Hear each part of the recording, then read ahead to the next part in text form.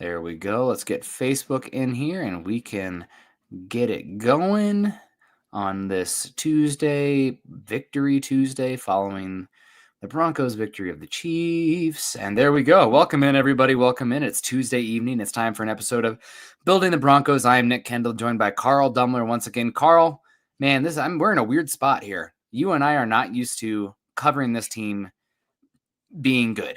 And right now, it's not only like we're going to talk a little bit of playoff picture and everything today, but it's like, what scenarios do we have to watch to like see how they can get in? Who do we need to be pulling against? Like, what are the tiebreakers? I mean, that's still going to matter, but we're talking about that for the number one overall seed in the AFC, not Denver squeaking in to the playoffs. What a journey it's been. Now, I don't want to say, oh man, we've gone through the desert and blah, blah, blah, because Scott's in the background here. And if Broncos have gone through a desert, then I don't know what Falcons fans have gone through.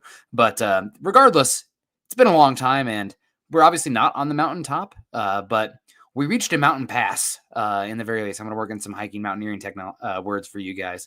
Beating the Chiefs, 9-2 on the bye week. I'm just happy as hell to be here right now. I'm going to be honest. I'm just happy to be here. How are you doing, Carl? Yeah, I'm great. You know, my dad stopped by my office earlier, and he was in orange. I'm wearing orange today, and I'm like, yep, I've worn orange every single day. I mean, I know it's only been 2 days, but I live in Chiefs Kingdom or whatever you want to call it. And I had a lot of people talking crap to me all week. And so I've been able to walk around town, big smile on my face, and definitely some people that are very upset. My dad wore a Broncos shirt to his breakfast group, and they about kicked him out because they were so angry. And I mean, it's one of those, they're sore losers. Chiefs haven't lost a lot lately. So that's how like all the big college programs are, right? Like if Alabama loses a game, fire everybody, that kind of thing. Yeah. I even saw some people like Andy Reid's got to go, Spagnuolo's got to go, all those kind of things. And I'm just like, man, you guys have been living in a dream world for way too long.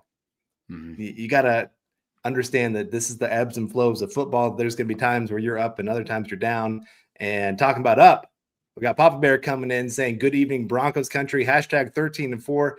David, you are looking like a prophet more and more every single week that the Broncos continue to win, especially when they were 1-2 and you were still like 13-4.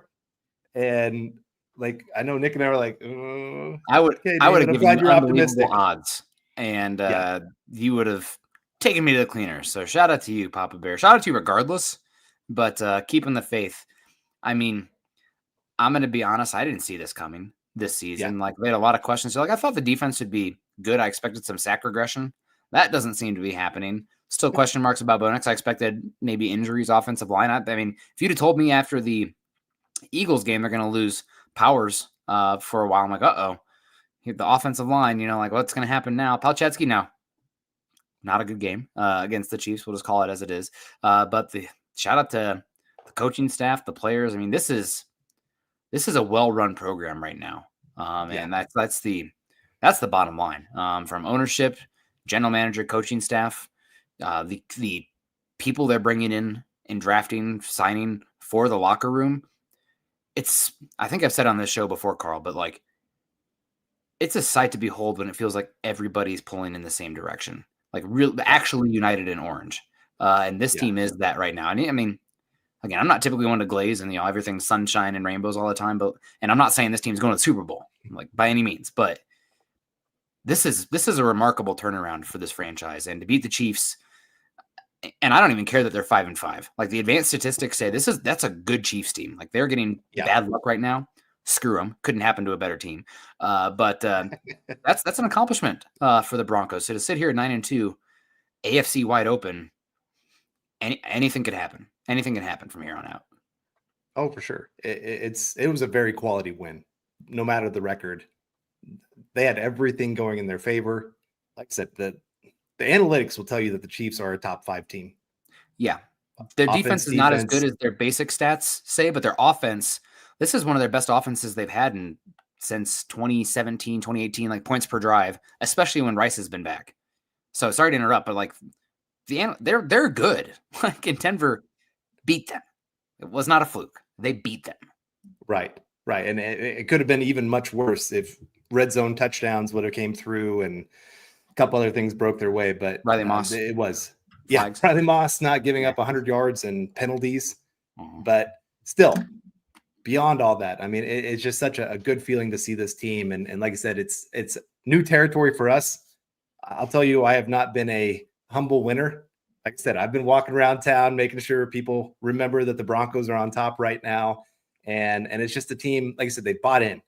You could tell even after the game, like, as much as players like to say that they shut out all the noise from media and fans and everything else, but then right after the game, they're like, "Oh, of you media people and talking crap about our quarterback and Dragon Slayer 69 from yeah, Adam Troutman. All that kind of stuff." How'd he get my handle?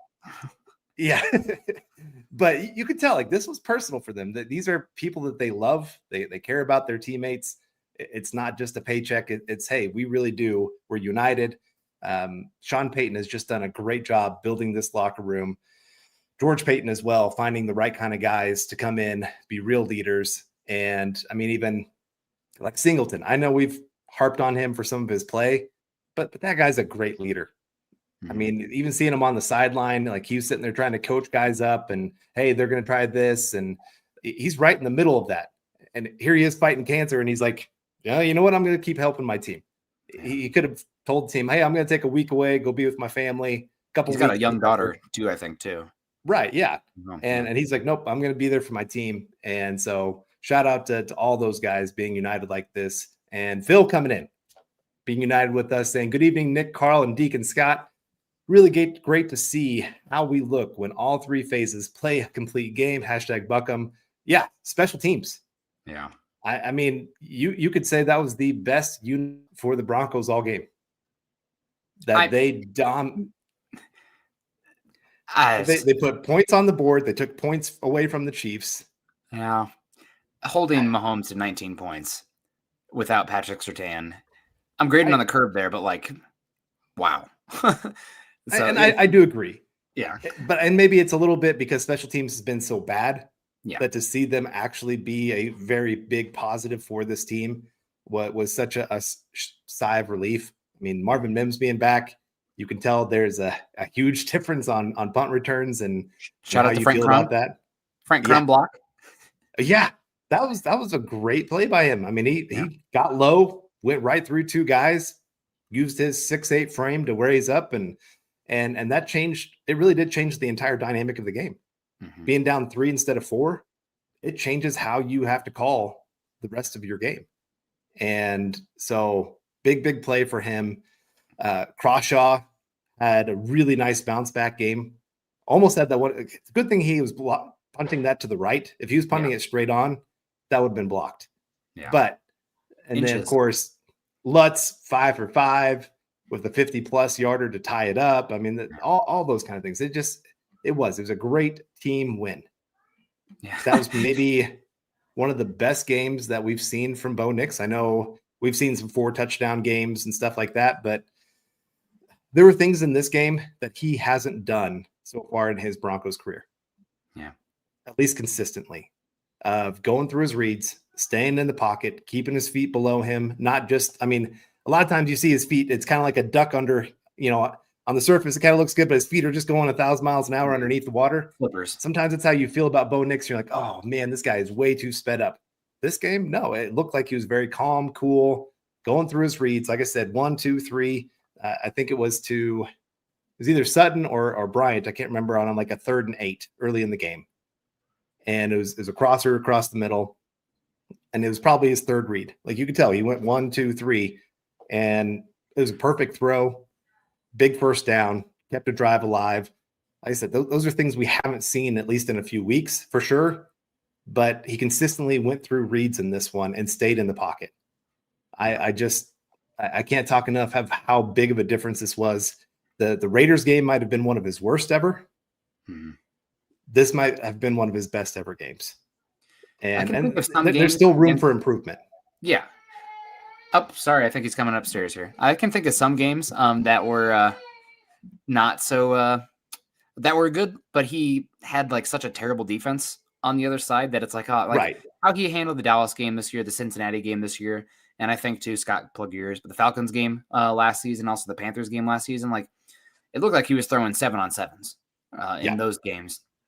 And in this one, there was a much more resistance from the opposing team. Now, granted, Spags likes to be blitz heavy, a lot of cover zero, a lot of man, and Bo Nix has beat man coverage a lot better. So I was actually thinking Spags would come into this one and maybe play a little bit more zone with the bye week coming in. Rush 3, I think that's areas where Bo Nix struggles more. Disguised coverages, didn't get that as much. Honestly, I'm surprised from Spags on that one. But overall, Nix had a good game. And it was definitely, when you're grading against the opponent, his best game of his career so far. So was really happy to see that. I did want to say hello to our favorite Dragon Slayer coming through here. Dragon Slayer 69 with the Slurpee picture as well. God bless us. But Adam Chapman set him straight. That's great to see. Great to see. Did want to say hello again. Shout out to Phil. Thank you so much for the super chat. If you guys want to get anything in here, say hello. Make sure you drop a super chat. We always get to those. We got Denver Luke in the house. Good afternoon, good evening, wherever you are. God bless. Jordan Lewis, a member. Thank you, Jordan. He says, evening, fellas. Good to see you. We got Casey Nickel coming in. I think it was Casey earlier that asked about the Broncos on Twitter to me. So we can ask this now, Carl, because I had a quick answer. And I think it'll probably be the same. Odell Beckham Jr. is available now. He served a suspension. He's been reinstated. How do you feel about adding that dynamic to the locker room? I'm good. You're good? Okay. Yeah. I think the Broncos, here's what I'll say about their wide receiver group. I think they like him. I don't think they love him. You know, you've seen there was news that they tried to get Stephon Diggs into the building, which questioning whether that would have been a good idea. Maybe that falling apart and him going to the Patriots, which, I mean, he's been great for the Patriots. They're airing it out, though. Yeah. And I do wonder how he would do as a dynamic here in Denver. Yeah. And then, of course, we saw at the trade deadline, Broncos were looking at some wide receivers, and they weren't willing to go all in like we have to make this kind of move. But again, I think it shows that they like their guys, but they also see that they could have an upgrade at the position and it helped their team. And Odell Beckham Jr., I don't know that he at this point in his career is an actual upgrade talent-wise on the field compared to the guys we already have and the chemistry that they have with Bo Nix. And these guys, they're all bought in. So I wouldn't really want to throw a wrench into that dynamic and Odell come in and be like, hey, I need my touches, and then that throw off anything good that the offense could be building right now. Yeah. I mean, ship sailed for those. I mean, if he played running back, maybe, because we might be a little desperate there. But it's no Odell Beckham for me. And Odell Beckham, I do actually have a little bit of an interesting take. At least I think it is on this one. I don't think it's so much exactly the wide receiver room that the Broncos have been interested in upgrading. I think Sean Payton is the father, grandfather, whatever you want to say, the godfather of the positionless football. And I don't think he cares so much about wide receiver. Like if there was a bunch of tight ends available, he'd have gone after tight end. If Dobbins was hurt, he'd gone after running back too. But I think it's more so finding another weapon that you can utilize that's a little bit higher up in the pecking order. I think ideally, if everything was equal, sorry, Troutman, the Dragon Slayer 69 take here, but like they'd find a Y tight end who could upgrade that position, but those guys weren't available. So if there's more wide receivers available, we're looking to get some sort of wide receiver in here just to add a little bit more explosiveness, dynamism to the offense, the pass offense specifically. Didn't materialize, but we'll keep an eye. I'm expecting the Broncos to sign a running back this offseason. They'll probably also make a move at weapon. I don't think it necessarily has to be wide receiver, though. It could be tight end, especially with how Ingram's contract is very easy to move on from after the season. Well, and he's barely, in just a couple games, been up to 50% of snaps on offense. Mm-hmm. So they're recognizing there's some limitations there of what you can do with him, that when he's on the field, teams get that cue of it's probably a pass play if Ingram's on the field. And you'd really love to have that tight end that doesn't give that key away. Could we be running it? Could we be passing it? Get a George Kittle. I mean, it'd be great if we would have drafted him instead of Jake Butt. And then we'd be really set as a team looking forward. But we got Jamal Killings coming in saying, hello, Broncos country. Hello to you as well. Great to see you. And great having all of you guys here tonight. And Phil saying, by the end of the season, who's going to be the number 2 receiver? I would love for it to be Pat Bryant. But right now it does seem like they are leaning still towards Troy Franklin. Troy, his hands are not great, but he does get open. Mm-hmm. That's the big thing. They're doubling Cortland Sutton. So you need your number 2 that can get open consistently. And so far, Troy Franklin has done a pretty good job that way. Yes, he's got to catch these passes. I know the deep pass early in the game was a tough one, but that was a catchable ball. And that maybe changes the whole dynamic of how you start that game. I know they got a field goal, which was great, but maybe that just takes the complete air out of the Chiefs going, oh, crap. Now they're hitting the deep ball, and we don't got a chance. And, of course, the drop later on a big third down that would have kept a drive going. Both of them were tough catches. But you're an NFL receiver. You should be coming down at least with one of those. Maybe not both, but at least one. And it's the way I describe Troy Franklin is it reminds me of the movie Happy Gilmore, where his girlfriend shows up and they're talking through the little speaker and she's breaking up with him. And at one point he's yelling, "Good, I don't want you anymore." And the next moment he's coming, "I'm sorry, baby." Because then he makes a great catch later in the game. You're going, okay, yeah, thank you, Troy Franklin, for making the catch. And it just, I wish we didn't have quite that inconsistent play from him. Now, like I said, I'd love for it to be Pat Bryant because he is the more consistent receiver. I just think as a rookie, there's been some plays where you can see he doesn't quite know what he's doing yet. He'll get there. And I have no doubt he'll be a really productive player for us moving forward. But I think Troy Franklin knows the offense a little bit better. By volume, it'll be Franklin. By efficiency, it'll be Bryant. Coming out of the bye week, though, things can change. Things can shake up, but they kept going back to the Franklin one. Exactly. He seems to be more gadget usage right now in the pecking order, but they got to figure out something out of the backfield. And maybe it's not necessarily running back, but screen game, running back, quick pass. 10 personnel. I don't know. But good question. Yeah, I would say it'll probably be Franklin just because what the data and everything that we've seen from them so far is, and they're going to give Franklin opportunities. And it's very frustrating because, like you mentioned, he had that really awesome beating press coverage against Christian Fulton on one of those plays. He just made Fulton look, laughable with this technique on that one. And he has been getting open. He's just, the ball skills are so erratic, and the contested catches have not really been there. And he's a slender player, but you wish he just wish he didn't fight the ball so much. I did like on that last play, though, he didn't go to alligator arms or catching it with his body. He's still going out there and trying to use his hands. So youngest player on the team, I think, as well. He's talented. I'm so skeptical that he'll be a quality wide receiver too. I think he's probably more of a high end 3, which you want 3 or 4 guys anyways. That's not for a 4th round pick. That's great. Good ROI. But we'll see. It's definitely an area. Weaponry in general is an area the Broncos on paper right now probably addressing this offseason, but we need to see what happens with the lines of scrimmage first and foremost, because that is the identity of the team. And you guys like being 9-2? It'd be nice to be, have T. Higgins and Jamar Chase, but I think I'd rather have the best trenches on both sides of the ball and keep winning football games personally. I think the best case for that is looking at the Raiders, taking Ashton Genty, and he has been nothing so far this year. Mm-hmm. Top 10 pick at running back, and he's a great player. Yeah, he's a great player, and yet because the offensive line is so bad, you can't do anything with him. Even Bowers this year, right? He had that one awesome game. He's had injuries, but no shows sometimes. We've said it on here before. If you stalemate along the trenches, along the lines of scrimmage, then the perimeter players, they're the tiebreakers. But if you're that bad on the offensive line, on the defensive line, I don't give a flying who you have on the outside. You're going to lose the football game. Yeah. Geno Smith, not that I'm saying that he's a top 10 quarterback, but he was playing pretty good football till he got to the Raiders. Yeah. I don't think he fell off that much.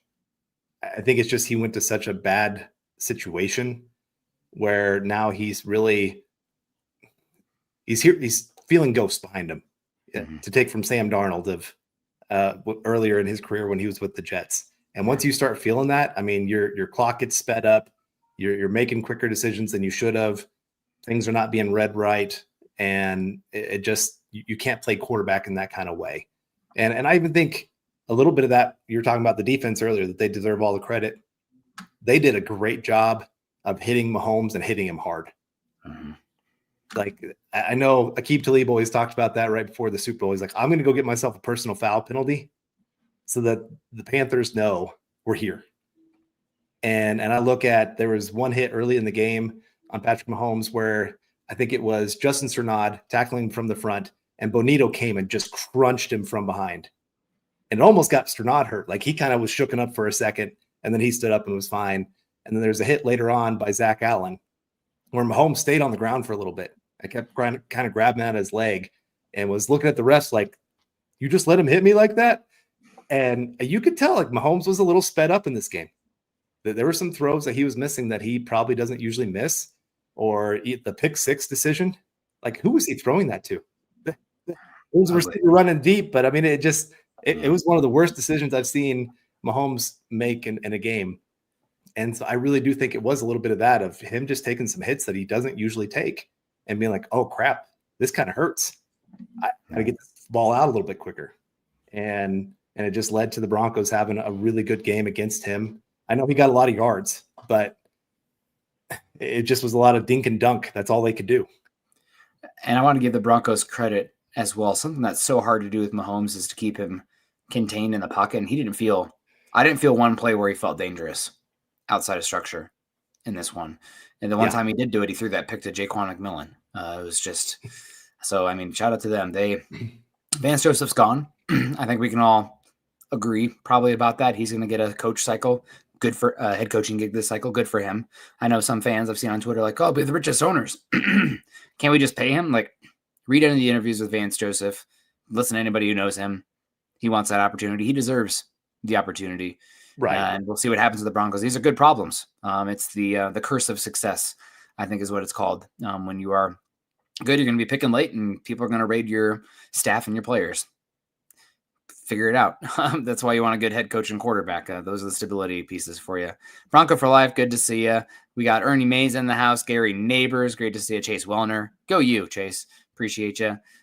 Pro 16. We got Doug. Even if Kansas City beats Indy, they still might not make the playoffs. We need number 1 seed. So let's hope the Chiefs win. I think the Broncos win out. We get the 1 seed too. The Broncos, I'm not sure exactly how it's going to come down actually, Carl, because if the Broncos and Colts both went out, Colts have the tiebreaker. They have the head-to-head. That's what matters. If it's a 3-way tie, I think it's conference record, and I think the Broncos then might get the 3 seed. But these teams, I don't expect any of these teams to win out at the end. But it's right now it's a 3-team race with the Patriots, who have just an unbelievably laughable schedule. They've already had a laughable schedule, but it's continues to be bad going forward. And then the Colts, who have some tough games, and this Chiefs-Indy game is going to be must-see TV. I'm going to see it. It's a win-win. No matter what one of these teams gets to lose, great. I'll take the results either way. I still lean towards I'd rather see the Chiefs lose. Just one, it's the Chiefs. I want to see them lose every game, of course. And seeing them at 5-6 and really squandering. Plus, the rest of their schedule doesn't look too daunting. They got a Chargers game, but it's at home. They've got the Broncos game at home. I think they've got maybe 2 left against the Raiders and then 1 against the Raiders. That's not a tough schedule. Other than playing us. Yeah. Chargers are a very up and down team. I don't know what to expect from them week to week. One week they look great against Minnesota. This last week against the Jags, they look like a 2-win team. Yeah. And so I just don't trust them to be a tough game for the Chiefs at this point. So, yes, I'd rather see the Chiefs lose this one. At that point, it really is, unless Chargers go on some crazy run, pretty much the division is the Broncos. And I'd rather for sure secure the division and then worry about the number 1 seed as we go through and figure out games. And like I said, I don't expect Indy to win every single game. They've got a tough closing schedule. They're going to maybe struggle in a game or 2 of those. What's weird about all this is that the way it's setting up right now, if you're talking tiers of quarterbacks, and Mahomes didn't have a good game, but he's still, he's still Mahomes. best 3 quarterbacks in football might be entering wild card spots of the last 3 years. So you got Lamar Jackson, although if they get it, they're probably winning the division rather than a wild card, because who's buying the Steelers right now? Lord knows I'm not.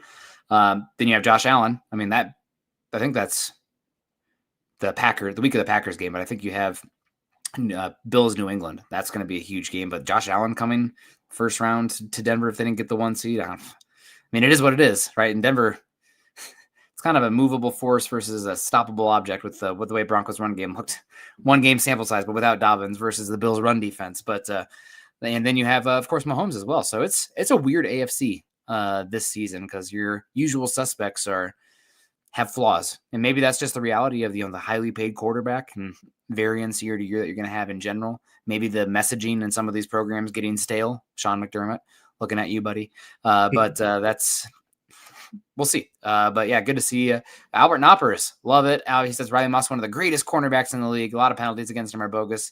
Do not call for others. I don't know about one of the greatest cornerbacks in the league, but he's definitely, I think, disproportionately called against for things that you could see on 1 out of every 3 pass plays that you don't typically see. Every single thing that's a judgment call seems to go against him. It's the Garrett Bowles effect right now. Oh man, you're doing everything right. Just don't grab. Just flat hands, man. What are you doing? So I think we're close. Yeah. Denver is not going to probably give up on him. I think if Surtain gotten hurt, maybe you bench him to send a message, but you watch them. Moss is in phase a lot better than Chris Abrams' drain is. They're not using Barron that way. If it keeps being an issue, there probably has to be a conversation, because if you're still doing the penalties, I mean, it's hurting the team. But the process, as far as from the feet up, looks good. So they're going to stick with him. I don't know about the greatest cornerback in the league, but rookie contract cornerback 2 for the way the defense is playing right now. People are focused on it because the defense doesn't have much to complain about right now. Yeah, I mean, that was pretty much the entire offense for the Chiefs, was throw it deep and hope that Bradley Moss gets a penalty. And I mean, other than the 1 explosive play, I think that was against Chris Abrams' drain, where it was a push off. That was against McMillan. McMillan. You're right. Yeah, that's right. And otherwise, they really didn't have a whole lot going for them in this one. I guess Kelsey touchdown, I don't know, just missed tackle, missed opportunity. They were going to break through at some point anyway. And like I said, holding that offense to 19 points, really, other than penalties, defense playing lights out. It's kind of amazing. The Broncos pretty much dared them to run, and then they were like, nope, we're not going to run the football. And they were actually running with success. Yeah, that's the part that you're going, I mean, and Andy Reid and Sean Payton both do this. Yeah. They can't stand running the ball the entire game. Even if it's being successful, they have to get that pass game going. It's because of the explosives, though. I think at the end of the day, the Chiefs defense isn't good enough to live with the game being shortened so much to take away possessions from Mahomes. And while Hunt has been successful, they're one of the most successful, least explosive, success rate versus explosive play rate rush games in 20 years or something. So in the run game, you obviously want them to be down successful, but you need to be able to hit some doubles and some home runs now and again, because at the end of the day, I mean, I think shout out to Brian Billick. He came out with the statistic, which was a toxicity, which is your explosive plays and your turnovers. Pretty freaking indicative of who's going to win the football game. And Chiefs just not able at all to hit the explosives with the ground game. So I understand the dilemma that they have. And if they had a top 3 defense, I think you can live that way. But they don't. It's got to be Mahomes. And they had the plays drawn up. I mean, let's be real. Mahomes had a bad game. There were guys, the first couple drives, Mahomes sometimes hits those ones. Didn't have it. Shout out to the Broncos. Shout out to the fans as well. Maybe it was the altitude getting to a little bit more air in the ball. I don't know. But they just don't have any explosiveness with the run game. And it's one thing that makes me just mind blown, perplexed. Why wouldn't they give up a third for Breece Hall? Right? Just totally change the dynamic of their offense. Thank God they didn't. But they're just, I don't know. They're so plotting with the run game that I kind of understand why they would go away from it. Yeah, I get it to a point. There's some plays, you have a 3rd and 1, and instead of just handing it off, getting the first down, moving to the next instead of, they decide to pass it. Broncos get a sack. And all of a sudden the drive is stalled. It's kind of like last game against the Raiders where the Broncos had 3rd and 1 and they decided to run a trick play instead of and the run game was working. And there's just times where I wish you just take the simple route. Like, hey, this is working. Just stick with it for at least this part. Let's just pick up the first down, move on to the next set of downs and see what we can do. And I will say, yes, the Broncos run game was terrible, but the one place that it was really successful was on those 2nd and 3rd and shorts.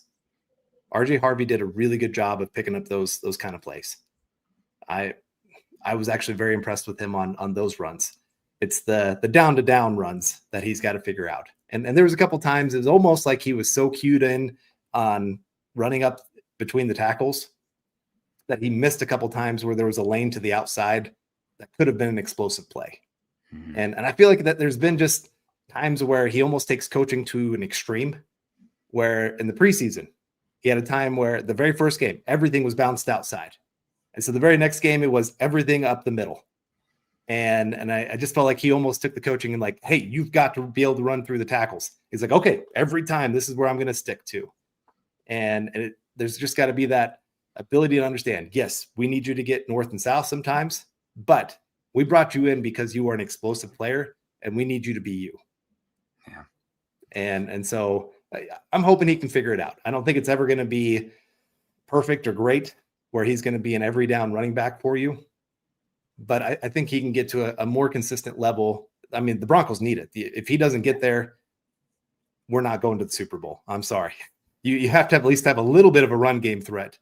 When your defense and your offensive line is this good and you have Sean Payton, you have a chance in every game. Now, the odds of stringing those games together, especially with the ride we've seen with the quarterback position, wouldn't bet on it. Carl would not bet on it, but I won't discount them. Feel like I've done that this season, and they're on a run right now. So, I mean, especially the AFC playoff picture. I did run through the playoff machine, Carl. It looks like if the Broncos, Chiefs, and Colts win out the rest of their games, Colts have the tiebreaker. Colts would get the 1st seed. Broncos 2nd seed, and the Patriots the 3rd seed. But we'll see. I mean, those are your 3 teams right now. Patriots do also play at the Ravens later in the season as well, although the Ravens pass rush is like one of the worst in football this season. They're like only at 15 sacks on the year. So how they've fallen. Of course, as soon as they trade Oweh to the Chargers, he gets like 5 sacks in 3 games or something. But we got Daniel Berry Sports coming in here. Yo, great to see you. We got Pearl coming in saying, hi, I'm trying to get the old feedback. Don't know what's going on there, Pearl, but I don't know if you're talking because we're the vertical or something. I don't know, but hopefully you're enjoying the show. Greg Smith in the house. Great to see you. You got Nathan Morgan in the house. Says, go Broncos. Absolutely. Ralph says, is KC still alive? Until they're mathematically eliminated, they're still alive. So they can go on a run here, obviously. And it's crazy. A lot of their advanced stats say they're a better team than last year. They just aren't getting the 1-score luck. And, that can tend to regress pretty drastically, kind of like we've seen here. I think they're 5-5. They're 0-5 in 1-score games. All their wins are big games or big wins. So we'll see. If they lose to the Colts, though, I mean, I don't know, man. That's probably too tight of a rope. I think that the nice thing is they have lost the games that they needed to win. The teams that are in the 3, 4, 5 or the 5, 6, 7 spot with the Bills, the Ravens, or I guess they won against the Ravens. Who else did they? Oh, Jaguars, the Jags, the Bills, and the Chargers right now. Yeah, and Chargers. Yeah, so and they have they don't have those too, who is another tough team. I mean, we'll see what happens to the Texans, but that's another wild card potential team. Right, and so they don't have the tiebreakers. If they had the tiebreakers, you'd be like, okay, probably Chiefs are making the playoffs, but they're going to have a really tough because it's an extra game behind those teams because of those tiebreakers. And we got Glenn Ashley coming in saying, good morning, Nick and Carl in Broncos country. Shout out to special teams, Crumbs blocked kick, big Nuts Lutz, and Crawshaw making big plays in conjunction with Mims. Improved footwork from Nix. And what do you know? More Bryant targets means more efficiency. All true. Mm-hmm. Like I said, I love that game by Pat Bryant. I love the way that they were trying to get him a little bit more involved in the passing game on top of him helping in the run game as much as he possibly could in this one. it was a truly great team win. You saw a lot of guys really take a step up from what they had been playing on offense, at least, especially. Defense has been the same. It's been consistent throughout the entire year. But special teams and offense taking that step is what won us this game. I knew there's a really good chance the defense was going to hold the Chiefs to 19 points or less. That's what Vance Joseph has been able to do against Patrick Mahomes and Andy Reid for a lot of years now. He's been one of the better defensive coordinators of slowing down their offense. But as a matter of, did I think our offense could score and special teams help out too? Did I think that they could get to 20 plus? I was a little worried about that. After you could only put up 10 against the Raiders at home, yeah, that makes you a little nervous. But not nervous is David T coming in saying, "Hi, Nick, Carl, and Broncos country. Question from my hospital bed. They just stuck me with an IV. Will they be playing Bryant more now that he's balling? I hope everything turns out okay for you, David, whatever's going on. Goodness. But appreciate you. Hopefully we're a little bit of a distraction while they're getting all those needles into you. I know I always need a distraction when that's going on. But I do. I think they're going to try to get Bryant a little bit more involved. He's proven each week a little bit more that he can be trusted. And I love Pat Bryant has been this way from the get-go coming here to Denver. He's pretty much said, like, I've got to do the blocking to get the rock. I can't remember how exactly he worded it. I got to block to get the rock. No block, no rock. Yeah, no block, no rock. And he's been that way. Like, he has been huge in the run game. And now he's seeing the fruits of being able to be a part of the pass game too. And he's had the most consistent hands for the Broncos. I can't think of a time where he's put the ball on the ground yet. He's had a couple double catches, but I don't think it's actually hit the turf. Right. So everybody knock on wood that doesn't change moving forward. But and the other big thing for him is just, like I said, there was plays earlier in the season. You could tell he wasn't always for sure exactly what he was supposed to be doing. And that happens for rookies. Going from a college playbook to an NFL playbook, it's a whole new language. And it takes a long time for rookies to kind of get all that down, everything they're supposed to be doing, the option routes, the changing of the plays at the line of scrimmage to know what exactly you're supposed to be doing, all that kind of stuff. And he's getting there. You can see his confidence is building by the week. So I do expect a lot more snaps for him moving forward. I do expect more snaps. That said, I feel like they have an okay rotation going. I mean, I guess you're taking Franklin off the field there, but he offers something that Bryant doesn't, right? So, like, I don't know how you want to lose the vertical element that Franklin brings. I mean, he's been utilized a lot as the pre-snap motion guy as well. So I don't know. We'll see. I don't think the solution is going more 10 personnel, also, or with 4 wide receivers. So we'll see, but hopefully it's just more efficient when he's out there. And that comes more on the quarterback in the pass game in general. Like, when he's out there, take advantage of it, because he's been out there a good bit still. It's just, finding him in the route progression or throwing it when he's open. So we'll see. And yeah, shout out to David. Hope you're doing well, feeling better, and everything is okay with you health-wise with everything going on. So appreciate you coming in here. Other than that, Carl, obviously we're going to start wrapping up here pretty soon. The playoff picture. Broncos haven't won the AFC West yet. Are you at all nervous about the Chargers? Obviously, they had that terrible game against the Jags, but Denver in the last 3 games has not beaten Jim Harbaugh-led Chargers. They seem to have their number. Sean Payton losing to them as well. So, I mean, are we discounting the Chargers right now? Because Harbaugh's beaten them pretty well. Herbert plays well against them. I know their offensive line is dreadful, but Denver kind of has a secret Jim Harbaugh monkey on their back. I guess I'm not as worried just because of the 3 still in the AFC West. I do think that they have the hardest remaining schedule. Their next game is against Las Vegas, so they should win that one at home. But then you've got Philadelphia coming into town. That's going to be a rough one for them with that offensive line against that defensive line. You got at Kansas City, at Dallas, and then at Denver, and Houston in there too, where Houston comes to town. And so they've got some really tough defensive lines. That's where you've seen the struggle. Jacksonville this last week, they lived in that backfield. I mean, they had some plays where it's almost taking the offensive lineman back into the quarterback, grabbing both and tackling them to the ground on a couple plays. And so I do think of the teams, like I'm probably less worried about the Chargers than I am about the Chiefs. I know we just beat the Chiefs, but it would not shock me one bit if the Chiefs went on a run and won out. Mm-hmm. I really would not be shocked by that. It also wouldn't shock me if they ended the year 9-8. I just don't know what to expect from the Chiefs, and it's hard for me with how well they've been able to play over the years, and Patrick Mahomes and what he brings to the table. And like I said, the offense has been great this year, and they're not far off. It's not like they've been losing big when they've lost. They've been a lot of very close games for them. So you're right. I might be discounting the Chargers just a little bit, but they're not a team that makes me jump out of my chair going, oh crap, they're only a couple games behind us right now. I'm very happy that Denver gets them at home for the last game, if that one matters. Broncos country will show up, be rocking. Maybe I'll get a ticket. I don't know. It might be on my son's birthday, so that probably would be frowned upon. But we do have a really important question here from Esquire Send Toes. For Super Chat, I will.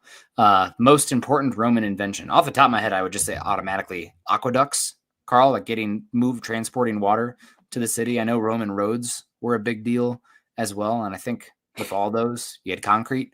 But I would say aqueducts. I would go concrete. Concrete. Okay. I mean, it's been, you can look anywhere and everywhere, and it seems like concrete. You've probably got concrete in your house right there. Yeah. I've probably got concrete behind me here. So I do think that's been big. We've got David T saying, thanks, Nick. This was planned procedure. They're going to deposit a stent in my liver. Entry is jugular. And well, hoping it all goes well. Stent works well. And that you can be on a road to recovery, man. Yeah. Yeah, absolutely. Absolutely. Christopher Pickens says Moss is 9th in pass defended. He's awesome.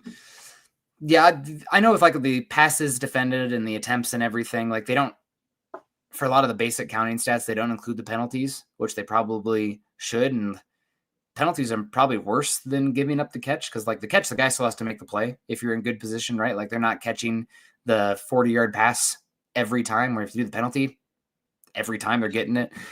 So like EPA does equate for those. So if you look at that kind of stuff, it does bring Moss down, but he's been targeted a lot. And some of it is, the cost of doing business for the Broncos playing very aggressive up front and playing man coverage on the back end.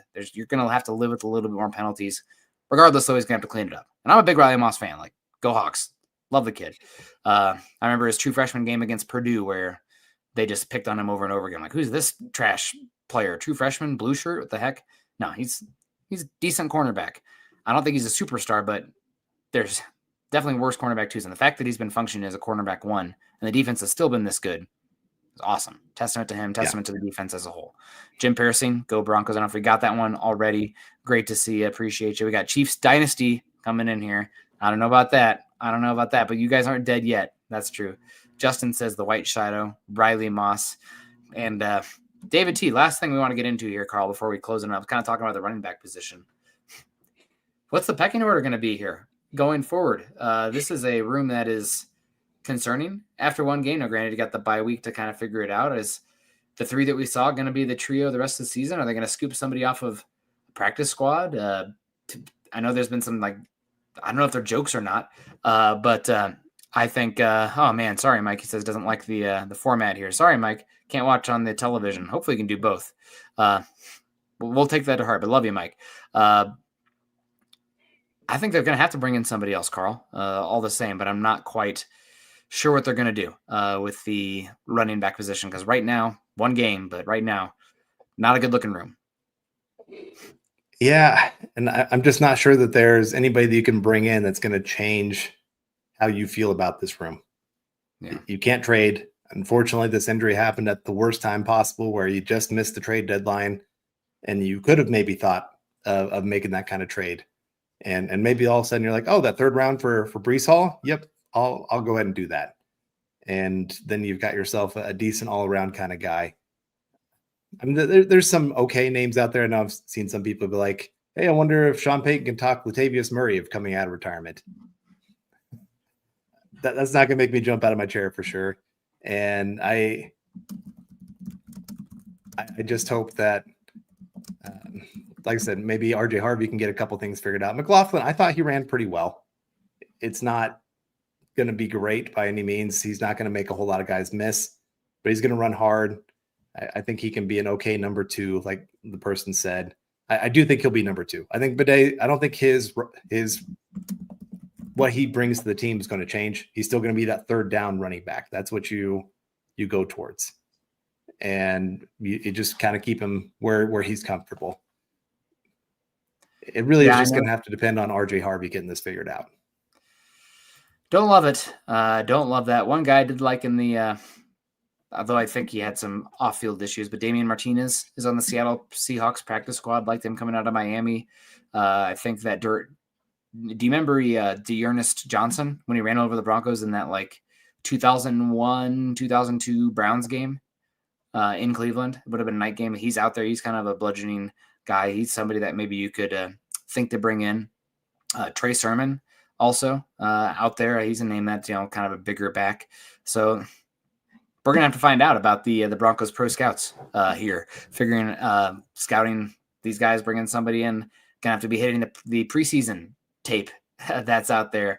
Luckily, they have a bye week to try to figure it out. I know some people have tossed out Latavius Murray, Jamal Williams, but I think you're probably more likely to find value with a younger rookie contract guy off a practice squad than the older players, especially since you have the bye week. If it was like, bringing in somebody like Latavius Murray who's worked with Sean Payton before, knows the system, or like at least some of the language, that's one thing. But again, you have the bye week. So I'm sure they're going to be working pretty darn hard trying to figure out somebody else to bring in. Right now, I think Jaleel McLaughlin is going to be the go-to guy. I just don't think he brings enough power or tackle breaking or explosiveness element to the ground game to really complement RJ Harvey. And I don't know if Harvey can do it between the tackles consistently enough. So obviously this team is going to go as far as Bo Nix takes them at the end of the day. And if he can play like he did against the Chiefs, they got a shot against anybody. But can he do that consistently? I still wish he had a little bit more margin for error with a better rushing attack than the Broncos showed in this Chiefs game. One game, we'll see how it changes. Don't want to make out too much about one game sample, but it looks concerning without J.K. Dobbins. And this is where I wish the Broncos had done maybe a little bit different of keeping 2 bigger between the tackles kind of guys and then 2 quicker guys and try to figure that out. Not that saying you should have kept Estime, but maybe try to find something that's a little bit more of a complement to what J.K. Dobbins brings, where Bidet, McLaughlin, Harvey, they have a lot more overlap in what they bring to the table. And I mean, they're not exactly the same running back, but there's just more overlap there than what J.K. Dobbins could do. And so you're kind of in that place now where he's had that injury history. You didn't have a great backup plan if he did get hurt. And now you're stuck in this place of, oh crap, what do we do? Mm-hmm. Not what you wanted. I mean, everybody probably saw it coming, unfortunately, with J.K. Dobbins' injury history, but you never know. And it's not like that could happen to somebody with no injury before also. So it is football. I mean, things are going to happen. You want to put yourself in a position where you're not vulnerable, but again, with salary cap and the draft and everything, it's always going to be at some spots. You got to figure out how to overcome. Never going to have to overcome a uncaffeinated morning. Thanks to Patrick here. Aloha, building the Broncos. Good to see you, Patrick. Hope you're doing well out there in Hawaii. I am enjoying the sun here in Colorado, but I have two buddies in Kona right now, and I'm jealous of the beautiful Hawaiian sunset pictures they keep sending me. So, Carl, any final thoughts before we get out of here? Broncos 9-2, beat up on the Chiefs. Shout out to Vance Joseph, Bo Nix, offensive line. I mean, special teams. We'll see what happens. I mean, Patriots and the Colts. As much as things change, they stay the same. Right, with the Steelers also in their division right now, and man, I wish we could have had another crack at the Colts. Week 2, still kind of getting things figured out. on the road. Granted, we didn't know they'd be as good as they are this season. Right. Daniel Jones maybe turning a little bit into a pumpkin, but man, I wish that game was coming up rather than in that review mirror with the bleeping leverage call. Yeah. It's just crazy to think we could be 10-1 without that stupid penalty. I mean, it was the real deal penalty. Yeah. Don't get me wrong. By the letter of the law, that penalty could be called. And sometimes it goes against them, and the other times you have a all-time fourth quarter comeback against the Giants. It kind of smooths out. Yeah, it does. It does. So, but no, I can't believe that this is where we're at with this team. I mean, I know we've got like Papa Bear 13-4. We've got those eternal optimists, which are great. You got to have those kind of people in your life. And we got Keith coming in, another great guy to have around you, saying howdy, building the Broncos. Howdy to you as well, Keith. But to have us at 9-2, like you and I both would be just jumping for joy. And we got Cody W coming in and said, I'd say Elliott for running back, but that's iffy. Ezekiel Elliott, I'm guessing, is who we're talking about here. Yeah. I mean, nothing like having the big spoon cereal going crazy kind of guy coming into your locker room. But no, this team's in a great spot. Bo Nix coming off probably his best game of the year when you're really looking at the competition that he played. And the offensive line didn't have their best game. Like, pretty good in the second half. But it was not a clean pocket for him to be moving around. And he stayed there. He was patient, worked through his progressions. Very excited to see what he can do moving forward for the final 7 games here of the year. And it's just a great time for the bye week. It's crazy that the Broncos did this without their best player. And you're getting him back after the bye. You're getting Singleton back. Atkins should be back. I'm trying to think who else is supposed to be back by then. But you're getting a few guys back. Like the Broncos are getting healthy. Maybe Drew Sanders. Yeah, maybe Drew Sanders.